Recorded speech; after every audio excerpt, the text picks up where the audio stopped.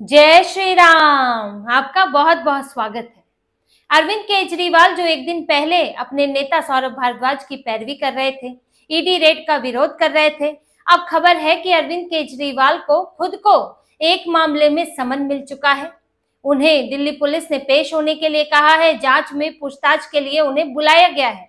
अरविंद केजरीवाल पर वैसे तो शराब घोटाले का मामला चल ही रहा है, कुछ और जो उनकी सरकार में तरह तरह के और घोटाले आए हैं उसमें भी कहीं ना कहीं उनसे पूछताछ होगी, लेकिन अब ये मामला सीधा अरविंद केजरीवाल के ऊपर है, जिसमें उनके एक पूर्व विधायक गुलाब सिंह और पूर्व पार्षद निकिता शर्मा वो भी शामिल है और इन तीनों पर एफआईआर हो चुकी है।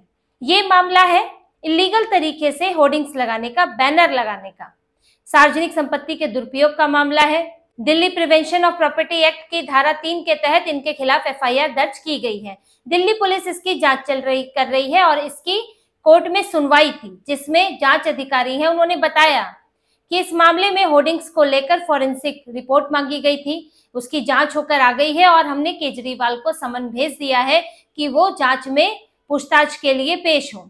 देखिए, मामला द्वारका का है। द्वारका में इन लोगों ने, क्योंकि इनकी सरकार थी, एमसीडी भी इनकी थी और दिल्ली सरकार भी इनकी थी, तो इन्होंने बड़े बड़े होर्डिंग्स लगाए थे जो कि अवैध तरीके से लगाए गए थे। उसकी परमिशन नहीं थी इतने बड़े होर्डिंग्स लगाने की।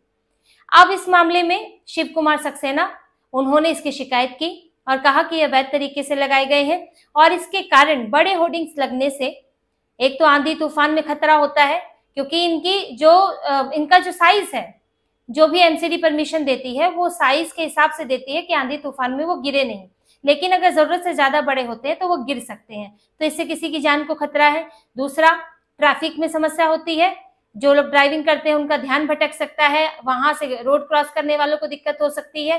तो ये सारी चीजें लेकर वो कोर्ट गए थे। कोर्ट ने पुलिस को इसमें कहा कि इसकी जांच करे। पुलिस ने इसमें एक्शन रिपोर्ट दी, तो पुलिस ने भी लापरवाही बरती थी, दिल्ली पुलिस ने, कि जिस वक्त हम जांच करने गए तो वहां तो होर्डिंग्स ही नहीं था। जबकि शिव कुमार सक्सेना, जो कि इसमें याचिका करता है, उन्होंने उसकी तस्वीरें दिखाई है, कितने बड़े होर्डिंग थे। तब कोर्ट ने 11 मार्च को कहा कि आप एफआईआर कीजिए। और ये आज के जमाने में जब तकनीक इतनी समृद्ध है, तब आप ये नहीं कह सकते कि होर्डिंग नहीं है तो हमें पता ही नहीं चल सकता कि वहां पर क्या लगा था, किस साइज का था। तो इसकी जांच करने के लिए कहा और ये कहा कि किसने आदेश दिए थे। ये तो कागजों में मिलेगा कि यहाँ पर बैनर लगाने का आदेश, होर्डिंग लगाने का आदेश दिया किसने था, किस अधिकारी के हवाले से आया था। तो ये सारी जांच करने के लिए कहा है। तो ये मामला जो पहले रफा दफा होता हुआ दिख रहा था, अब 11 मार्च को एफआईआर के बाद फॉरेंसिक जांच की रिपोर्ट भी आ गई है और अरविंद केजरीवाल को समन देकर पूछताछ के लिए बुलाया भी गया है कि आप ये बताएंगे कि ये जो होर्डिंग था उसमें केजरीवाल का नाम था, उसमें निकिता शर्मा का नाम था, पूर्व पार्षद, और गुलाब सिंह पूर्व विधायक का नाम लिखा था, इनके होर्डिंग लगे थे। अब लगवाया किसने था? क्या केजरीवाल ने लगवाया था, गुलाब सिंह ने लगवाया था, या निकिता शर्मा ने लगवाया था? क्या केजरीवाल की कोई भूमिका थी उसमें? तो ये सब चीजें जांची जाएगी, और क्योंकि मुख्यमंत्री भी है और उनकी उसमें तस्वीर, उनका नाम है, तो ये सारी चीजें किस डिपार्टमेंट से आया है ये भी देखा जाएगा। तो ये इसकी जांच में अगर अरविंद केजरीवाल फंसते हैं तो सार्वजनिक संपत्ति के दुरुपयोग के मामले के तहत उन पर कार्रवाई हो सकती है। अभी तो उन्हें दिल्ली पुलिस के पास जाना पड़ेगा। जो ये वैसे नेता है जहां इनके पास राज्य में पुलिस है तो सब अपनी उंगलियों में नचाते हैं, पंजाब में सब देख चुके हैं, लेकिन अब यहाँ तो इन्हें खुद पुलिस के पास पेश होना पड़ेगा। हो सकता है कि एक आध समन को ये लोग नजरअंदाज करें, फिर हो सकता है और समन जाए और फिर आखिर में इन्हें जाना ही पड़े पुलिस के पास। तो केजरीवाल शराब घोटाले के अलावा एक और मामले में फंसते दिख रहे हैं और इनकी पूरी पार्टी के इनके बड़े नेता वो कहीं ना कहीं किसी न किसी मामले में फंसे हुए ही हैं और तिगड़म निकाल रहे हैं बचने के लिए। जैसे कि सौरभ भारद्वाज, जिन्हें तो जेल जाने का डर सताने लगा है। वो एक गाना है ना, इतना क्यों मुस्कुरा रहे हो, क्या गम है जिसको छुपा रहे हो, तो यही हाल हुआ है सौरभ भारद्वाज का। ईडी ने करीब 20 घंटे रेड डाली है उनके घर पर। 7:30 बजे से शुरू हुई थी रेड, 7 साढ़े 7 बजे के बीच, और रात को 2:30 बजे खत्म हुई है।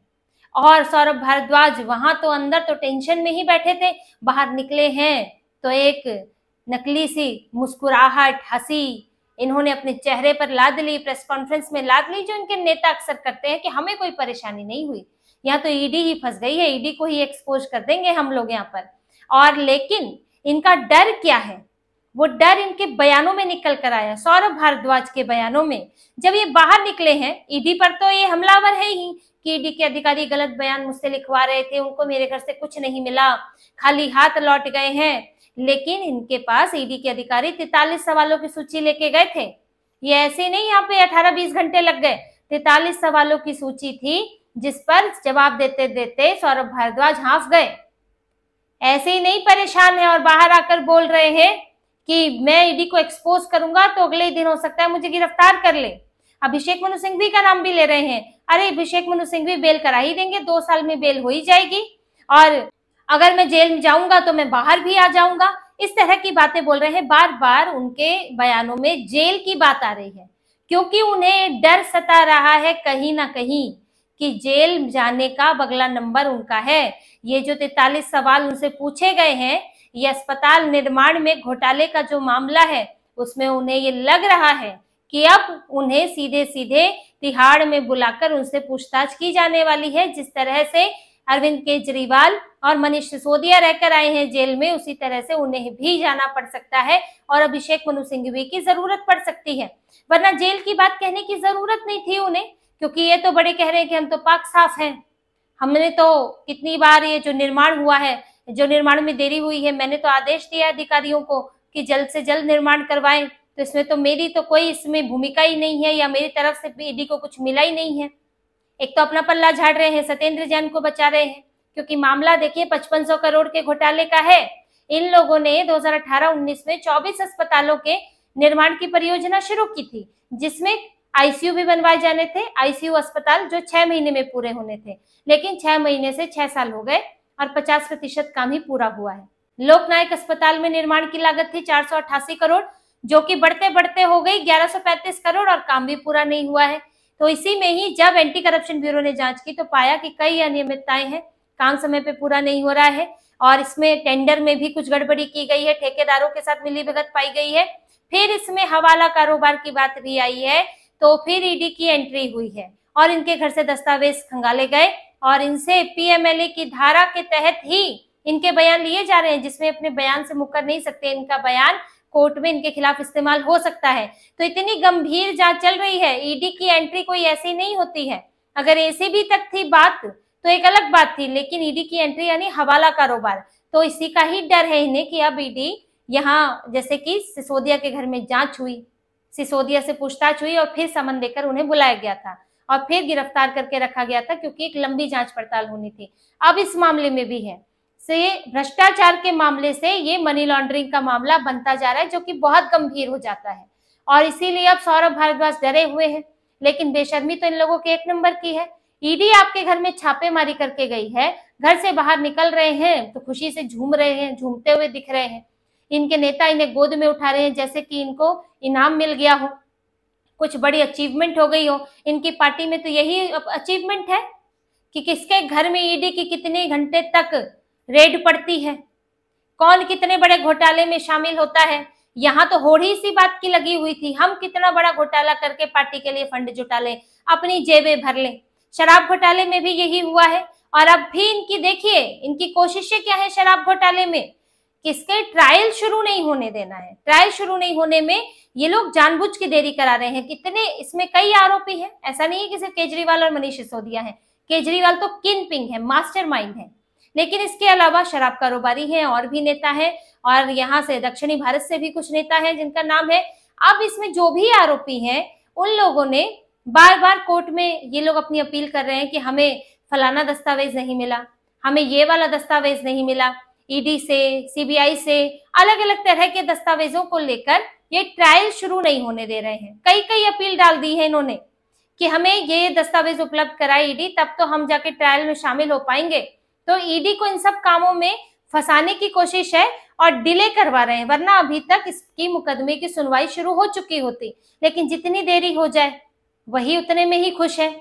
तो ये पूरी प्लानिंग चल रही है वहां पर, क्योंकि मुकदमा तो रोक नहीं सकते। चार्जशीट दायर हो चुकी है, संज्ञान लिया जा चुका है, सारी जो अनुमति की जरूरतें हैं वो पूरी हो चुकी है। अब मुकदमा शुरू होना रह गया है। लेकिन मुकदमा शुरू होने से पहले जो भी इसमें जो आरोपी हैं उनके पास जो ईडी या सीबीआई जो दस्तावेज कोर्ट में मुहैया करा रही है वो इनके पास भी होने चाहिए। तो इसी को लेकर इन्होंने अड़ंगे लगाए हुए हैं कि हमें ये दस्तावेज नहीं मिले हैं, और जब तक पूरे नहीं मिलते हैं और जब तक इनकी ये मांगे खत्म नहीं होती हैं तब तक ट्रायल शुरू करने में मुश्किल आएगी, कोर्ट ट्रायल शुरू नहीं कर सकता।